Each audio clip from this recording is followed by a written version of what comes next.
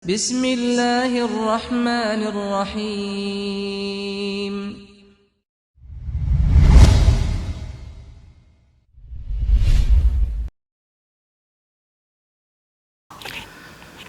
Bismillahirrahmanirrahim. Assalamualaikum warahmatullahi wabarakatuh. Innal hamdalillah nahmaduhu wa nasta'inuhu wa nastaghfiruh wa nastahdihi wa natubu ilaihi wa na'udzu billahi min shururi anfusina wa sayyiati a'malina. May yahdihillahu fala mudilla lahu wa may yudlil fala hadiya lahu. Ashhadu an la ilaha illallah wahdahu la syarika lah wa ashhadu anna Muhammadan abdullahi wa rasuluh. Allahumma salli wa sallim wa barik ala nabiyyina Muhammadin wa ala alihi wa ashabihi ajma'in wa man tabi'ahum bi ihsanin ila yaumiddin. Ya ayyuhalladzina amanu taqullaha haqqa tuqatih wa la tamutunna illa wa antum muslimun. Ya ayyuhan nasu taqu rabbakum alladzi khalaqakum min nafsin wahidah wa khalaqa minha zawjaha wa batha minhuma rijalan katsiran wa nisaa'a wattaqullaha alladzi tasaaluna bihi wal arham innallaha kana 'alaikum raqiba. Ya ayyuhalladzina amanu taqullaha wa qulu qawlan sadida yuslih lakum a'malakum wa yaghfir lakum dhunubakum wa may yuti'illaha wa rasulahu faqad faza fawzan 'azima. Summa ma ba'du fa inna ahsanal hadisi kitabullah wa khairal hadyi hadyu nabiyyina Muhammadin sallallahu alaihi wa alihi wasallam. Ikhwani wa akhwati al-ahibba rahimani wa rahimakumullah, jamaah salat zuhur Masjid Al-Ahnaf yang dimuliakan oleh Allah Subhanahu wa taala. Kita awali kesempatan majelis kita siang hari ini dengan memanjatkan puja dan puji serta syukur kita tujukan hanya kepada Allah Subhanahu wa taala. Alhamdulillah atas berbagai limpahan nikmatnya, rahmat dan karunia-Nya, keberkahannya, keutamaannya, kebaikannya, dan nikmat-nikmat yang lain, terutama nikmat kesehatan dan kesempatan, yang semoga semua nikmat-nikmat itu dilanggengkan untuk kita demi kebaikan dunia kita dan akhirat kita. Allahumma amin ya rabbal alamin. Salawat dan salam kita limpahkan, kita haturkan ke hariban baginda Nabi Muhammad sallallahu alaihi wa alihi wasallam beserta keluarga beliau, sahabat beliau, dan umat beliau hingga akhir zaman. Para jemaah yang dimuliakan Allah Subhanahu wa taala, kajian kita di kitab Al-Isbah fi Bayan Manhaji Salaf fi Tarbiyat wal Islah karya Fadilat Syekh Dr. Abdullah bin Shalih Al-Ubailan hafizallahu taala sampai kaidah yang ke-28. Beliau mengatakan annahum la yuwaluna wa yu'aduna fi ghairi mardatillah. Artinya sesungguhnya mereka Ahlus Sunnah wal Jamaah tidaklah memberikan loyalitasnya ataupun juga sikap permusuhannya terhadap sesuatu yang tidak terkait dengan keridhaan Allah Subhanahu wa taala. Maksudnya adalah bahwa sikap berkasih sayang ataupun juga sikap permusuhan yang ditampakkan oleh Ahlus Sunnah wal Jamaah semata-mata didasari oleh keridhaan, kecintaan, atau tidak adanya keridhaan dan kecintaan Allah Subhanahu wa taala padanya, baik terhadap sesuatu ataupun terhadap pelakunya. Para jemaah yang dimiliki Allah Subhanahu wa taala, perlu kita memperhatikan dengan seksama firman Allah Subhanahu wa taala di surat Al-Baqarah ayat 256. Sesudah ayat kursi. Allah berfirman, A'udzubillahi minasyaitonirrajim, la ikraha fid din. Qad tabayyana ar-rusydu minal ghayy. Faman yakfur bit-taghut wa yu'min billah faqad istamsaka bil urwatil wusqa lan fisama laha wallahu samiun alim. La ikraha fid din. Tidak ada paksaan dalam menganut agama Islam, dalam memeluk agama Islam. Sesungguhnya telah jelas perbedaan antara jalan yang benar dengan jalan yang sesat. Qad tabayyana ar-rusydu minal ghayy. Barang siapa yang ingkar kepada tagut dan beriman kepada Allah, maka sungguh dia telah berpegang teguh pada tali yang sangat kuat yang tidak akan terputus selama-lamanya, yaitu kalimat la ilaha illallah yang disebut dengan al-urwatul wusqa, tali yang sangat kuat, yang kokoh, yang tidak akan putus. Itu adalah kalimat la ilaha illallah. Wallahu samiun alim. Allah Maha mendengar lagi Maha mengetahui. Para jemaah yang dimiliki Allah Subhanahu wa taala, kembali ditegaskan bahwa kalimat tauhid la ilaha illallah terdiri dari dua rukun utama. Dua rukun utama kalimat itu. Rukun pertama adalah kalimat la ilaha. Rukun kedua adalah illallah. Dua rukun ini mesti harus ada, wajib ada bersamaan. Kalimat la ilaha adalah satu pernyataan negatif kita yang dalam bahasa Arab disebut dengan an-nafyu, meniadakan, menafikan. Pernyataan negatif. Meniadakan sesembahan-sesembahan selain Allah. Mengingkari segala bentuk sesembahan kepada selain Allah. Para ulama menjelaskan pengingkarannya terhadap dua aspek. Aspek perbuatannya dan aspek objeknya.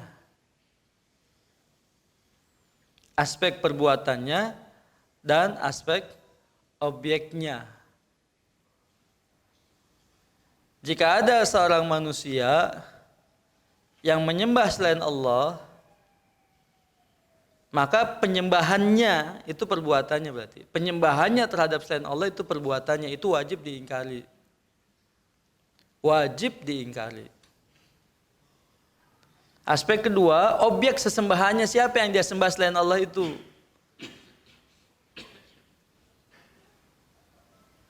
Selain Allah itu semua makhluk adalah selain Allah. Tetapi amat disayangkan, ada makhluk-makhluk yang disembah padahal makhluk itu tidak ridha untuk disembah. Mohon maaf, misalnya matahari. Ada enggak manusia menyembah matahari? Ada. Tapi apakah matahari ridha dia disembah? Tidak. Maka matahari bukan diingkari dalam artian bagaimana kita mengingkari matahari sementara dia tidak ridha dengan penyembahan manusia terhadapnya. Begitu. Bulan, bintang, batu misalnya, pohon, ya, dan lain sebagainya, makhluk-makhluk yang tidak ridha untuk disembah selain Allah. Beda halnya dengan Iblis lanatullah alaih, yang memang sengaja menyesatkan manusia untuk menyembah dirinya, ya, selain Allah tabaraka, maka wajib untuk diingkari iblisnya itu. Begitu. Nah, di sana juga ada sebagian manusia, mohon maaf, yang menjadikan malaikat sebagai objek sesembahan, yang menjadikan para nabi dan rasul sebagai objek sesembahan, yang menjadikan wali-wali orang-orang saleh sebagai objek sesembahan. Yang sudah barang tentu para malaikat, nabi dan rasul, orang-orang saleh, wali-wali Allah itu tidak ridha dengan penyembahan-penyembahan tersebut. Begitu. Ya. Maka kalimat permusuhan di situ adalah pengingkaran terhadap itu semua. Sebagaimana permusuhan yang dinampakkan oleh Ibrahim sallallahu alaihi wasallam terhadap ayahnya. Gitu. Yang menyembah patung berhala yang dibuat oleh tangannya sendiri. Bagaimana engkau menyembah sesuatu yang kau buat sendiri dengan tanganmu, begitu. Kata Ibrahim, aku berlepas diri darimu dan juga perbuatanmu. Ya. Nah, ini ya penampakan atau menampakkan sikap permusuhan terhadap kemungkaran, kesyirikan yang ada di depan matanya. Kan wajib, Pak. Kita mengingkari kemungkaran itu kan wajib. Kita menampakkan permusuhan kita kepada kemungkaran itu kan wajib. Baik dengan tangan, dengan lisan, atau dengan hati. Man ra'a minkum munkaran falyughayyirhu bi yadihi fa illam yastati fa bi lisani fa illam yastati fa bi bihi wadzalika daful iman. Siapa yang melihat kemungkaran di antara kalian, rubahlah dengan tangannya. Para pemegang kekuasaan, para pemangku kebijakan, rubah dengan tangannya, dengan tanda tangannya, dengan jempolnya, dengan telunjuknya. Kalau tidak sanggup, dengan lisannya. Para guru, para kiai, para ustadz, para pengajar, para masyayikh, ya, tokoh-tokoh masyarakat, para alim ulama, memberikan nasihat-nasihatnya, pengajaran-pengajarannya, bimbingan-bimbingannya. Ingkari kemungkaran dengan lisannya. Kalau tidak sanggup, dengan hatinya. Kita kebanyakan dari rakyat biasa. Tapi wajib mengingkari kemungkaran tadi. Wajib menampakkan permusuhan kita terhadap kemungkaran itu meskipun di dalam hati kita. Itulah selemah-lemahnya iman. Jangan diam saja dengan kemungkaran. Gitu. Karena jelas kemungkaran itu tidak diridai oleh Allah Subhanahu wa Ta'ala. Nah, itu rukun yang pertama, la ilaha.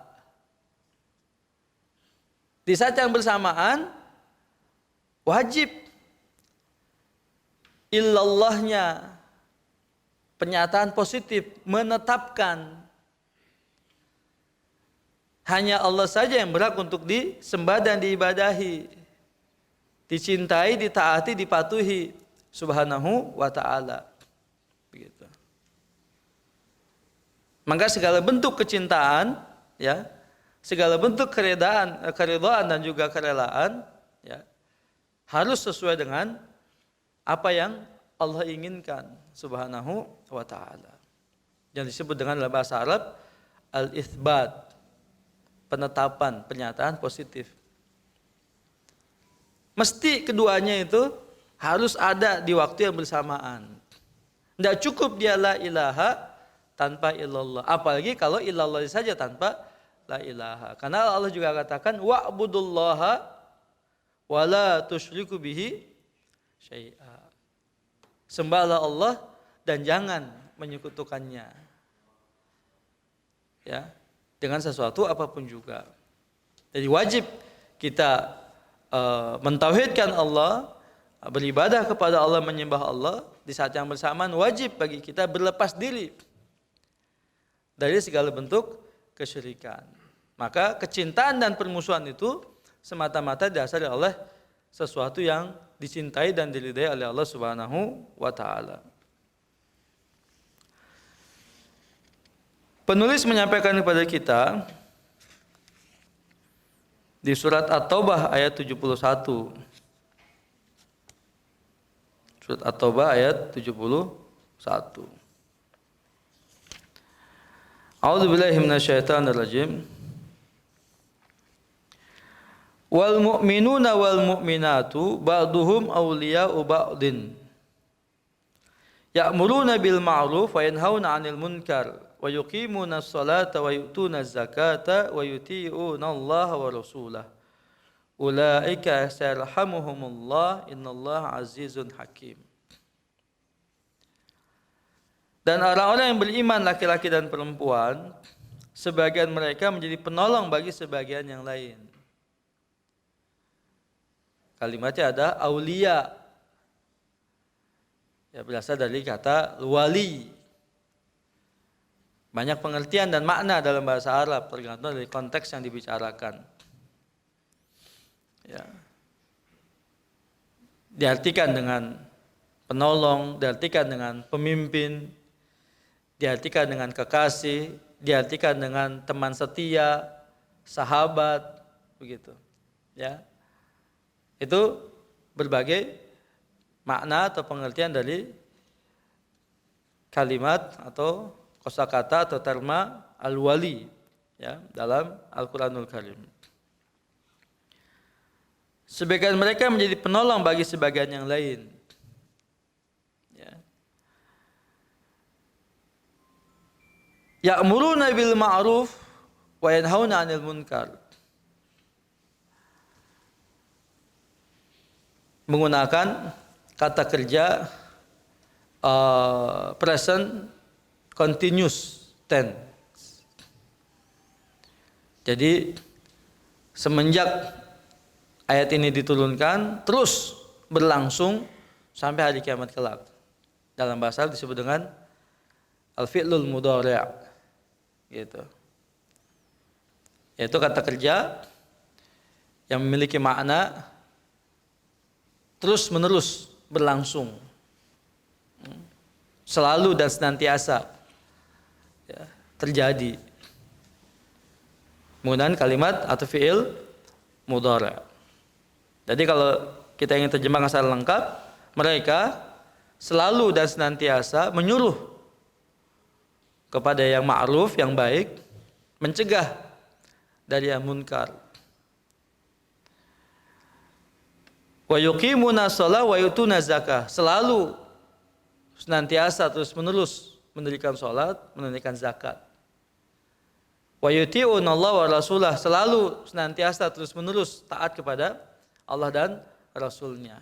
Mereka lah orang-orang yang akan mendapatkan rahmat Allah Subhanahu wa ta'ala di dunia dan juga di akhirat.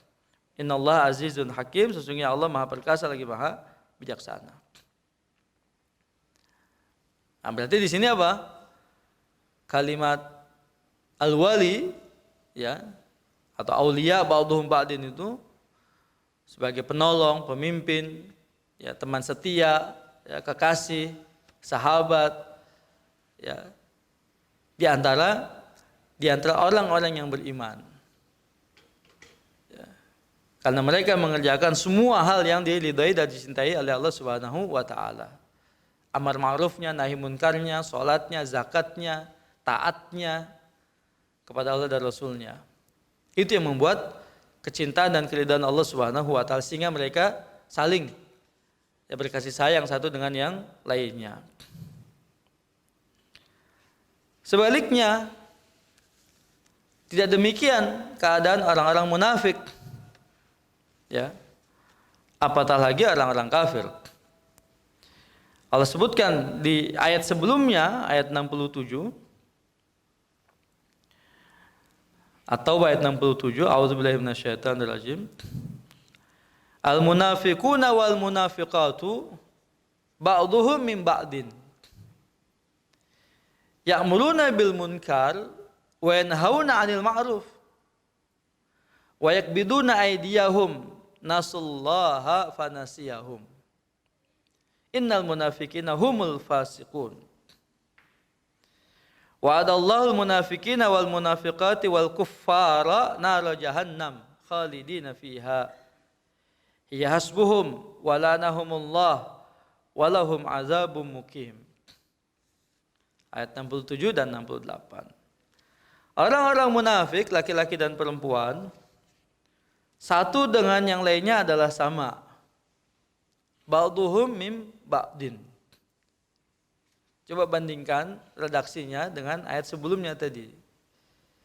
Ketika Allah berbicara tentang orang yang beriman, laki-laki dan perempuan, Allah katakan ba'duhum awliya'u ba'din. Tapi ketika berbicara tentang orang munafik tanpa ada kata aulia, langsung ba'duhum min ba'din. Hikmahnya adalah sesama orang-orang munafik itu atau di antara orang munafik itu tidak ada kesetiaan. Gitu. Tidak ada saling tolong menolong di antara mereka, tidak ada. Saling berkasihan di antara mereka tidak ada. Saling memimpin untuk kebaikan di antara mereka juga tidak ada. Persahabatan di antara mereka juga semu, tidak ada. Gitu. Karena orang-orang munafik yang disebut dengan kaum oportunis, yang diinginkan adalah kepentingan pribadinya semata. Tidak peduli dengan orang lain. Tidak ada kawan, tidak ada teman, tidak ada sahabat buat mereka. Yang ada adalah kepentingan sejati untuk mereka. Sehingga Allah tidak sebut di situ aulia. Ba'dhum ba'din itu tidak disebut di ayat itu. Ya. Dan sifat-sifat karakter mereka berbalik 180 derajat dengan sifat dan karakter orang yang beriman. Kalau yang beriman ya'muruna bil ma'ruf, mereka sebaliknya ya'muruna bil munkar. Menyuruh kepada yang munkar. Kalau orang beriman wa yanhauna 'anil munkar, mereka sebaliknya wa yanhauna 'anil ma'ruf. Justru mencegah dari kebaikan. Ya. Berbalik, ya, terbalik 180 derajat dengan sifat dan karakter orang yang beriman. Lalu juga dikatakan wa yakbiduna aydiyahum, dan mereka menggenggam tangan-tangan mereka. Bakhil, ya, kikir, pelit. Ya, tidak mau menafkahkan hartanya dan Allah Subhanahu wa, tidak mengeluarkan hak Allah, zakatnya, infak, sedekahnya tidak mau, wakafnya tidak mau. Begitu. Kenapa demikian? Karena mereka mendapatkan harta itu semua dengan sikut kiri dan kanan, gitu kan. Tonjok depan belakang, injak atas bawah, kan begitu. Ya. Sehingga ketika mereka dapatkan dengan cara seperti itu, buat apa? Diinfakkan, disedekahkan. Begitu kan? Tidak punya, ya. Jiwa itu tidak punya. Jiwa dermawan itu tidak punya mereka. Begitu loh. Wa yakbiduna aydiyahum. Kalau toh ia memberikan, ingin mengharapkan imbalan lebih dari itu. Ya. Ada udang di balik batu gitu. Peribahasa demikian. Ya. Kalau sekarang mungkin bukan udang, karena kecil udang itu, gajah. Ada gajah di balik batu. Ada sesuatu yang besar yang diharapkan dari apa yang dia berikan. Harus ada imbal baliknya dong. Begitu. Ya selalu begitu. Kenapa? Karena yang mereka inginkan adalah kepentingan. Gitu. Nasallaha fanasiyahum. Mereka melupakan Allah, maka Allah pun melupakan mereka. Dalam salah satu penjelasan tafsir di kitab Aisal Tafasir, salah satu makna lupa di sini untuk Allah adalah at-tarku. Sengaja Allah meninggalkan mereka gitu. Kalau lupa kan gak disengaja. Lupa kan dari sengaja kan? Ya. Tapi ini sengaja mereka melupakan gitu. Berarti kan bukan lupa namanya, sengaja melupakan. Yaitu meninggalkan. Sikap at-tarku yaitu sikap meninggalkan. Karena dasar Allah kesengajaan, bukan tidak sengaja. Orang lupa itu tidak sengaja biasanya, tapi mereka sengaja melupakan Allah. Maka Allah pun sengaja melupakan mereka. Innal munafiqina humul fasikun, sesungguhnya orang-orang munafik itu adalah orang-orang fasik. Wa'adallahu al-munafiqina wal munafiqati wal kuffara nara jahannam khalidina fiha. Allah menjanjikan Maknanya di sini adalah al-wa'id, ancaman. Ini bentuk penghinaan pada mereka. Ya, Allah mengancam mereka, itu orang-orang munafik, laki-laki dan perempuan serta orang-orang kafir bersama mereka. Diancam dengan neraka jahanam. Mereka kekal di dalamnya. Cukuplah neraka itu bagi mereka. Allah melaknat mereka dan mereka mendapat azab yang kekal. Wal'iyazubillah. Kemudian penulis menyampaikan pada kita juga satu hadis yang dikeluarkan oleh Imam Bukhari dan Muslim. Dari Anas bin Malik radhiyallahu anhu, Rasulullah sallallahu alaihi wasallam bersabda, "Salasun man kunna fihi wajada halawatal iman. Man kana Allah wa rasuluhu ahabba ilaihi mimma siwahuma, wa man ahabba 'abdan la yuhibbuhu illa lillah, wa man yakrahu an ya'uda fil kufri ba'da id anqadhahu Allahu kama yakrahu an yulqa fin nar." Ada 3 hal, ya.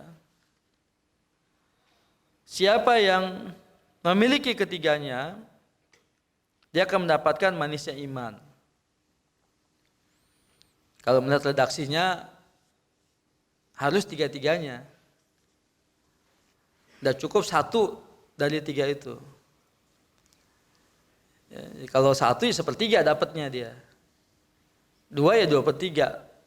Nggak lengkap dia mendapatkan manisnya iman itu. Jadi manisnya kalau 1/3 kan masih kurang ya, manisnya kurang. 2/3 juga kurang. Nah, kesempurnaan manisnya iman itu jika melakukan semuanya, ketiganya, begitu. Yang pertama, man kana Allah wa rasuluhu ahabba ilaihi mimma siwahuma, menjadikan Allah dan Rasulnya lebih dicintai dari selain keduanya. Kalau bahasa sederhananya itu mendahulukanlah. Kadang-kadang sulit itu untuk mewujudkan cinta itu seperti apa, karena urusan hati kan cinta itu. Ya. Jadi mendahulukan kepentingan Allah dan Rasulnya dari kepentingan pribadi. Itu kan, keluarga atau siapapun juga. Begitu. Nah, ini sebagian ustadz menyebut dengan manajemen cinta. Gitu. Jadi yang suka ngegombal sama gebetannya, ya itu enggak benar itu. Atau ngegombal sama istrinya, ya kamu satu-satunya yang aku cintai, ya itu enggak benar. Ya, gombal itu enggak benar tuh. Seorang muslim itu enggak boleh. Nomor 1 itu cintanya itu Allah dan Rasulnya, itu nomor 1. Gitu kan. Nomor 2 jihad fisabilillah. Nomor 3 orang tua. Baru kamu nomor 4 gitu. Ya Pak ya. Iya nggak boleh tuh. Ya, ngomong sama istri saking cintanya, saking apanya, satu-satunya nomor 1 katanya. Itu nggak ngaji, belum ngaji gitu, yang itu belum ngaji. Gombal tuh ya. Gombalnya wis lapuk gitu. Iya. Ayatnya surat At-Taubah ayat 24, Pak. Ini kita Masya Allah nih 3 ayat di At-Taubah semua nih. At-Taubah ayat 24. Ya, manajemen cinta itu di At-Taubah 24. Allah berfirman, "A'udzubillahi minasyaitonirrajim. Qul in kuntum wa qul in kana aba'ukum wa abna'ukum wa ikhwanukum wa azwajukum wa ashiratukum wa amwalun iktaraftumuha wa tijaratun takhshawna kasadaha wa masakinu tardawnaha ahabba ilaikum minallahi wa rasulihi wa jihadin fi sabilihi fatarabbasu hatta ya'ti Allah bi amrih wallahu la yahdil qaumal fasiqin." Katakanlah hai Muhammad, jika bapak-bapakmu, orang tua, anak-anakmu, saudara-saudaramu, orang tua, anak, saudara, ya, istri-istrimu, nomor 4 istri, ya, keluargamu, harta kekayaan yang kamu usahakan, perdagangan yang kamu khawatirkan kerugiannya, dan rumah-rumah tempat tinggal yang kamu sukai lebih kamu cintai dari Allah dan Rasulnya serta berjihad di jalannya, maka tunggulah sampai Allah memberikan keputusannya. Itu ancaman itu, kalimat terakhirnya itu. Allah tidak memberi petunjuk kepada orang-orang fasik. Nah, kalau gitu berarti seorang mukmin seharusnya apa? Allah, Rasul dan jihad fi sabilillah. Itu urutan yang pertama itu. Ya, buat laki, buat kita sebagai kaum ya laki, ya, orang tua didahulukan daripada istri. Baktinya anak laki sama emak bapaknya, baktinya istri sama kita suami gitu. Jadi jangan kalah itu. Nggak apa-apa kalau istri bilang, Mas, kamu Masya Allah gitu. Ya nggak apa-apa dia, tapi buat kita laki, kalau kamu habis emak bapak gitu. Ya. Jangan kalah sama istri.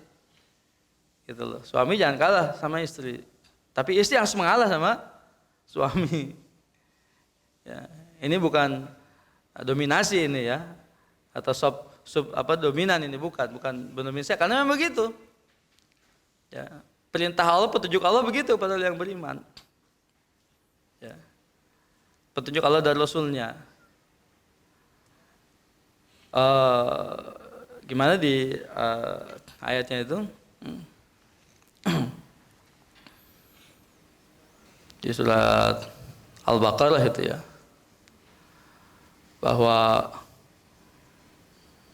istri itu punya hak, tetapi haknya suami lebih dari istrinya gitu. Taib, itu kajian parenting lah ya, suami istri itu ya. Ini kita kajian tauhid dulu ini. Jadi ada 3 yang mana ketika 3-nya berkumpul pada diri seorang mukmin, dia akan merasakan manisnya iman. Yang pertama, menjadikan Allah dan Rasulnya lebih dicintai dari selain keduanya. Bahkan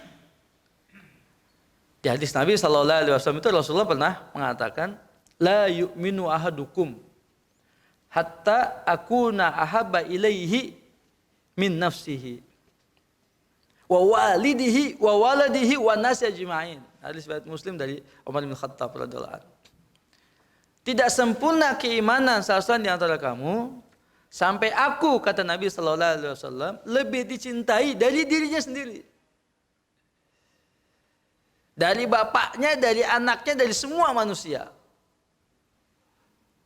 Baru sempurna keimanannya. Gimana maksudnya itu? Mendahulukan kepentingan Allah dan Rasulnya, gitu maksudnya.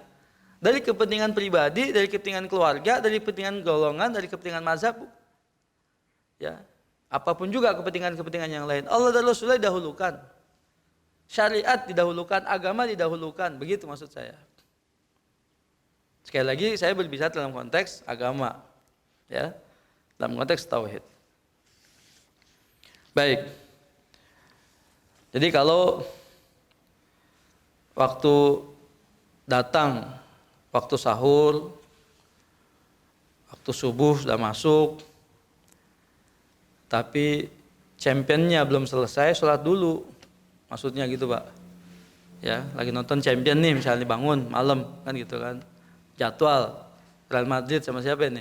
Ya, sama Liverpool lah misalnya kan, satu grup nggak itu ya, sama MU misalnya. Sholat dulu dia, dahulukan dulu kepentingan Allahnya, begitu kan?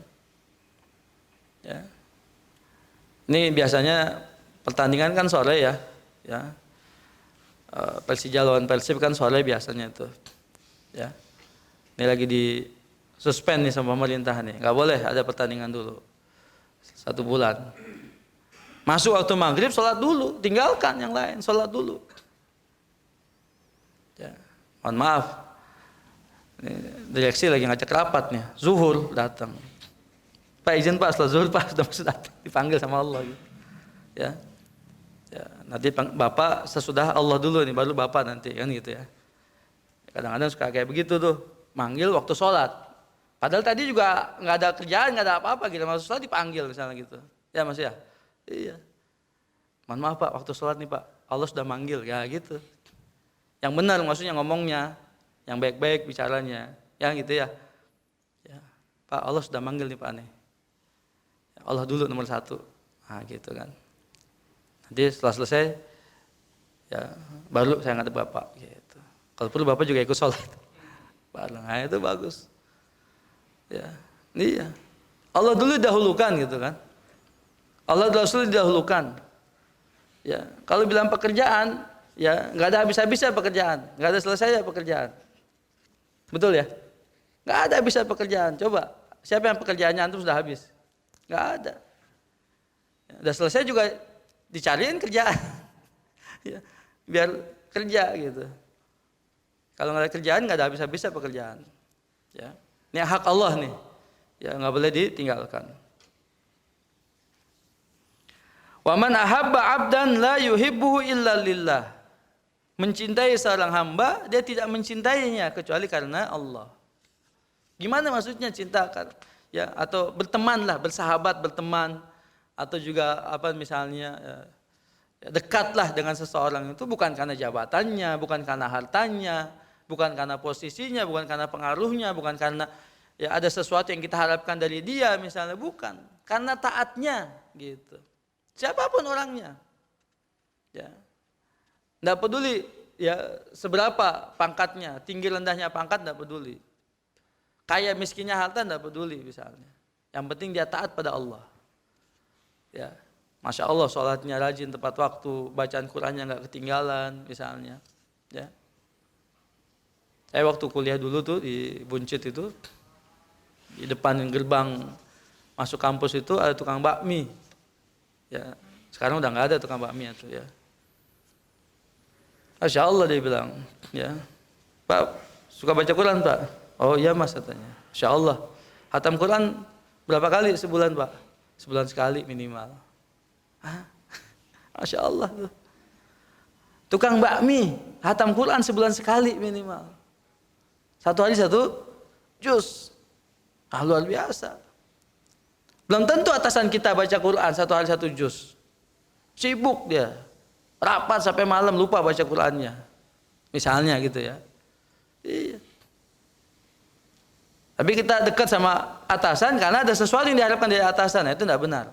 Itu bukan karena Allah. Ya, dekatnya kita kepada seseorang itu karena dia taat kepada Allah. Itu. Masya Allah, saleh. Ya. Tepat waktu sholatnya, di saat pertama sholatnya, nggak ketinggalan baca Qur'annya, saum Senin Kamisnya, misal infaknya, sedekahnya, zakatnya, wakafnya, misalnya, gitu. Semua ketaatan-ketaatan itu membuat kita cinta kepadanya. Kita senang berteman, bersahabat dengannya, begitu. Yang ketiga, membenci kekafiran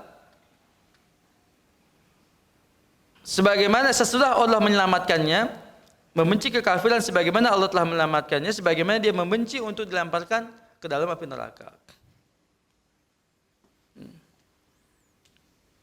Artinya apa? Tidak murtad, tidak meninggalkan agamanya begitu. Ya, sesudah Allah menyelamatkan dia ya, dari ancaman api neraka. Terakhir hadis Nabi SAW, Inna uthaqa ural Islam antuhibba fillahi wa tubghidha fillah.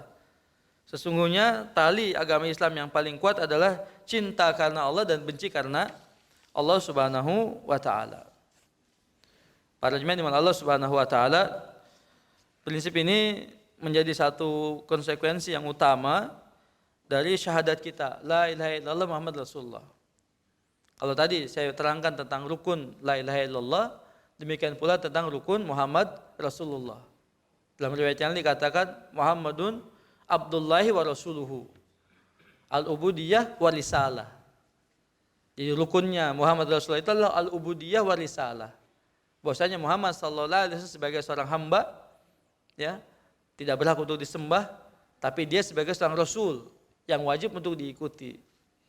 Begitu kan? Mencontoh, mengikuti, mensuri tauladani, ya, dari apa yang dicontohkan oleh Nabi sallallahu alaihi wasallam kepada kita.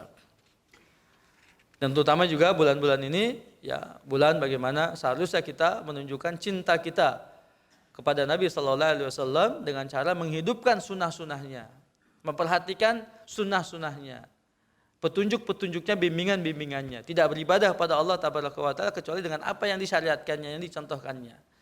Karena beliau sebagai pemegang otoritas untuk memberikan juknis, petunjuk teknis dalam kita beribadah kepada Allah Subhanahu wa Ta'ala. Begitu. Ya, mudah-mudahan kajian singkat kita hari ini bermanfaat buat saya dan buat kita semua, ya, menjadi ilmu yang bermanfaat dan mendatangkan amal saleh. Allahumma amin ya rabbal alamin. Ada yang mau disampaikan jemaah, diskusikan, ditanyakan, silahkan. Monggo. Monggo kerso, Pak. Ya. Buatan usah ewuh pekewuh. Silahkan jika ingin menyampaikan sesuatu, nanyakan sesuatu, dipersilakan.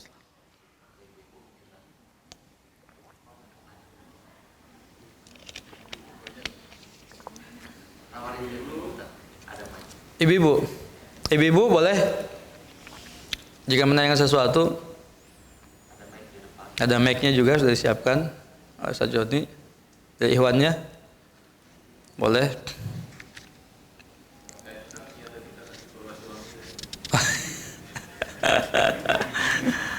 Hak suami istri ya. Oh ya, karena sudah berpihak ke laki-laki, Pak ya. Iya. Nah, ini persoalannya nih ibu-ibu nih. Gitu. Oh enggak ya, Pak.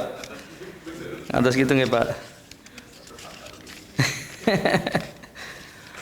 Enggak. Ya ibu-ibu kalau protes nih saya coba tunjukkan ininya ya, ayatnya begitu ya. Surat berapa Ustaz Joni ayatnya? Suami itu memiliki hak yang lebih dari istri. Al-Baqarah 228. Oh ya, Masya Allah. Barakallahu fiik, jazakallahu khairan. Ya, ini ibu-ibu, bapak-bapak cukup tersenyum ini ya. Dicatat ayatnya, Pak, jangan sampai lupa. Iya, Al-Baqarah 228. Nanti kalau ibunya sedikit ngomel, tunjukkan ini ayatnya loh, Bu. Ini kata Ustadz, ini ayatnya gitu, Pak. Ya. Iya, ini ayatnya nih, Bu, gitu kan. Jadi kalau Bapak minta jangan ditolak. Tapi kalau Ibu minta boleh ditolak sama Bapak gitu. Minta apa ya? Terserah minta apa. Ya. Jadi kalau Bapak minta jangan ditolak gitu kan, karena punya hak gitu. Tapi kalau Ibu minta boleh ditolak gitu, ya. Kan beda ya, Pak ya? Iya. Kalau Bapak-bapak butuh perjuangan itu. Ya, betul, surat Al-Baqarah 228. Allah berfirman, "A'udzubillahi minasyaitonirrajim.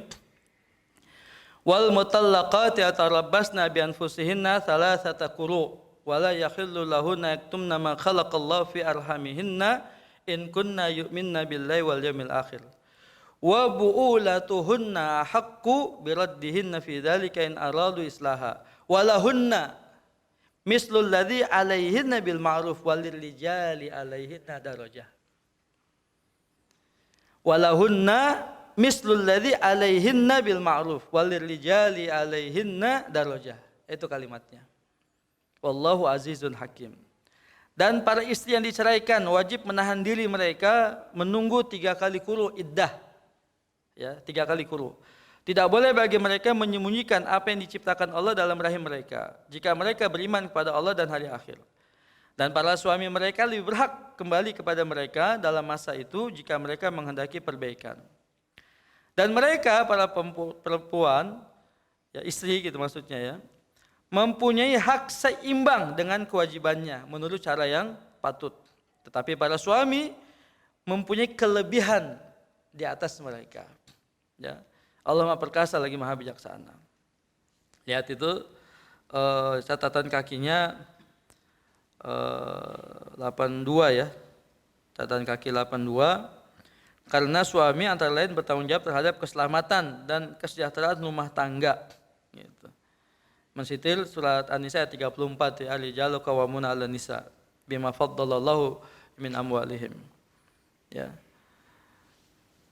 Oke.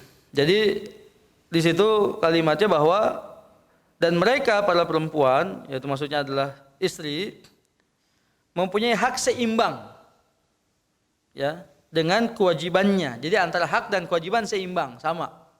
Begitu. Ya. Menurut cara yang baik, cara yang ma'ruf ya. Tetapi para suami mempunyai kelebihan atas mereka. Maksudnya mempunyai hak yang lebih atas mereka. Gitu. Salah satunya mungkin di hadis Nabi SAW, "Lau kuntu amiran an yasjuda ahadun ala ahadin, la amartu al mar'ata an tasjuda li ba'liha aw li zawjiha." Jika aku boleh memerintahkan seseorang sujud kepada orang lain, aku perintahkan seorang istri dia sujud kepada suaminya. Gitu. Ya. Nah, ini mungkin ya penegasan tadi ya tentang hak suami atas istri. Baik, kalau tidak ada yang mau disampaikan lagi, kita cukupkan sampai di sini kajian kita hari ini. Mudah-mudahan bermanfaat untuk kita semua. Sekaligus kita memohon taufik dan hidayah dari Allah Tabaraka wa Ta'ala agar ilmu-ilmu yang kita pelajari menjadi ilmu yang bermanfaat yang mengantarkan kita untuk beramal saleh. Allahumma amin ya rabbal alamin. Subhanaka Allahumma bihamdika asyhadu an la ilaha illa anta astaghfiruka wa atubu ilaik wa sallallahu nabiyana Muhammad wa ala alihi washabihi wasallam. Assalamualaikum warahmatullahi wabarakatuh.